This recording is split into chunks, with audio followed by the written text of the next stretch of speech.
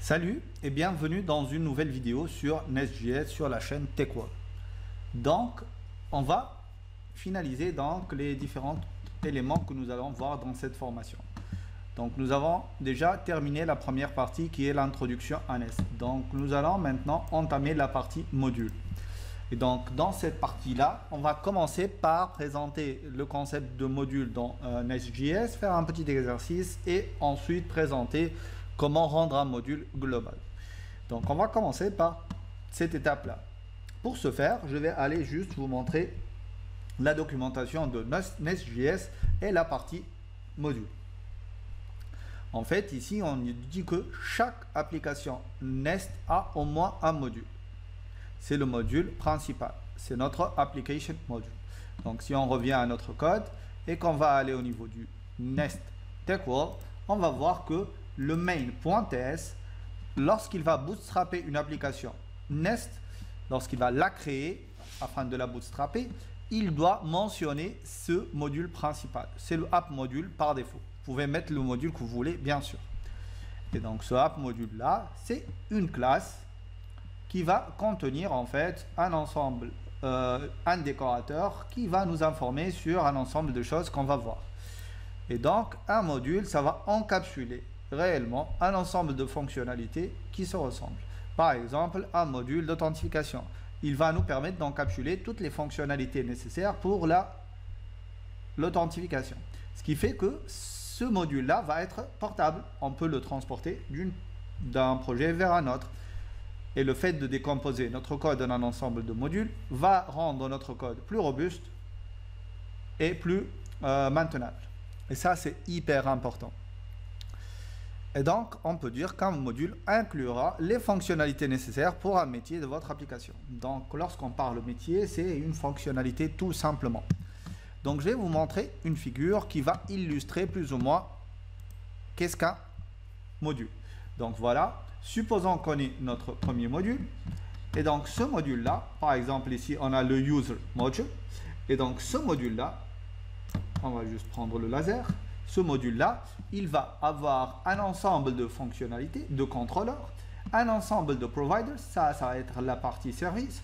Il va importer un ensemble de modules externes et il pourra exporter un ensemble de services. D'accord? Chaque module aura ce quadruplé-là. Donc, le premier, c'est l'ensemble des contrôleurs associés à ce module-là. L'ensemble des providers, des services, des classes de métiers associés à ce module-là. Et pour le moment, elles sont encapsulées à l'intérieur. Elles ne sont visibles nulle part autre. Après, il va dire, moi, je voudrais récupérer un ensemble de modules pour pouvoir utiliser les fonctionnalités associées à ce module-là. Par exemple, ici, on a le product module. Et ici, si le user module a besoin d'utiliser les fonctionnalités du product module, eh ben, il doit importer ce product module-là. Ici, par exemple, nous avons un module qui s'appelle Passport. C'est un module qui gère tout ce qui est authentification. Et donc là, le module User a besoin des fonctionnalités offertes par le module Passport. Il doit donc l'importer. Par contre, tout ce que vous voulez externaliser, puisque par défaut, vous encapsulez au sein du module l'ensemble de ce que vous avez comme fonctionnalité. Donc, si vous voulez que tout ce qui se trouve à l'intérieur puisse sortir, puisse être utilisé autre part, vous devez les exporter pour que tout autre module puisse importer le user module, par exemple ici, et importer donc cette fonctionnalité-là au niveau de votre du module product module. Donc, c'est ça le concept en fait. Nous avons une architecture à base de modules donc dans notre application Nest. On a le module principal, le root module, donc la racine, le module racine. Et ce module racine-là va importer un ensemble d'autres modules. Par exemple, ici, les users modules, les orders modules et les chat modules. Et chacun de ces modules-là peut lui aussi aller importer un ensemble d'autres modules. Et cette architecture-là va rendre votre code très bien fait. Ça va faire en sorte d'avoir des fonctionnalités découplées et réutilisables. Et ça, c'est très important.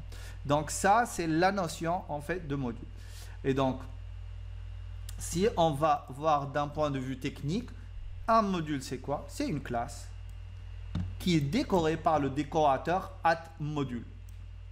Et donc, ce décorateur-là prendra un tableau de métadonnées. Ce tableau de métadonnées, il aura 4 propriétés à informer. Les imports, quels sont les modules que je veux importer, quels sont les contrôleurs associés à ce module-là, quels sont les services associés à ce module-là, ça c'est au niveau du providers.